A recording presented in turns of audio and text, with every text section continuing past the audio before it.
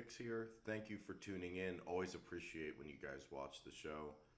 I'm going to talk to you today about riser feet that I installed a while back on my cocktail cabinet. Now I have to tell you, when I got these, I didn't realize quite how big of a deal they would be, and I just installed them off camera and really enjoyed having them. But there were a number of comments asking me to show you how to install them, and I think why I didn't consider to do that, they're just really easy to install, but you wouldn't know that if you just saw the listing on Amazon for these. You looked at the cabinet, it makes sense that you would wonder, how exactly does this work? Number one, I very highly recommend these. It really completes the product, but I'm going to show you how to install them and really how inobtrusive it can be, with one major caveat. Install these once and then never remove them again, because you're screwing holes into MDF board, and once you unscrew that screw, you're not really going to get it back in. You're going to have to make new holes. So just do it one time, leave this thing alone, don't do what I did, and remove the feet so that I can show you how to put them back in, because then you're going to get a little bit sloppy. But if you just install these once and then leave them alone, pretend like they're not there, then this is really a perfect addition to the cabinet. If you look at the underside of the Arcade1up cocktail cabinet, and this is true for all of their cocktail cabinets, not just the Black Series, but you have these little plastic and metal feet on the bottom that screw into the bottom panel, and that bottom panel then is structural, so it's meant to support the weight of the cabinet. And if you're used to the normal stand-up Arcade1ups, you know that there is no bottom panel, it's just open. So that's what seemed weird about this, but you actually have a place to attach feet that is not the side panels. So that's number one, and that's really what makes this possible. The feet that it comes with give you about 1 inch of give on all 4 sides. They're adjustable, they're independently adjustable, so that you can make sure you have a level cabinet. So they're nice. The problem is, I've noted this before, you're only getting 25 inches of height with the cabinet with the existing feet, and that's just not enough.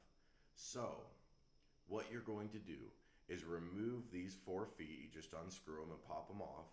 There will still be little metal housings for the feet to go into, and that's fine. This won't conflict with that. So remove the plastic feet, maybe store them somewhere in case you ever want to go back to them. But then you're going to get the 7-inch, and you can get them at different heights, but again, get the 7-inch, because that will give you the actual proper 32-inch height for your cabinet.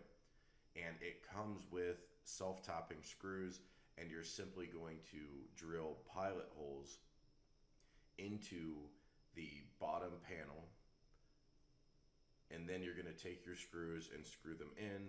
And the only real catch is you want to line the feet up against the side panels as far as you can, but you're going to screw them into that bottom panel. You just want the edges aligned to the edges of your side panels, and you have to watch out for the screws from the side panel to that bottom panel. Obviously you can't drill through the metal screw, and some of the holes on these riser feet do actually line up with those screws. So you need to make sure to use the holes where it does not line up, and then just screw in, and you're done. But again, if you try to remove these and put them back in, you're going to have issues. So just do it once, leave it alone, flip it upside down, and it is very, very sturdy.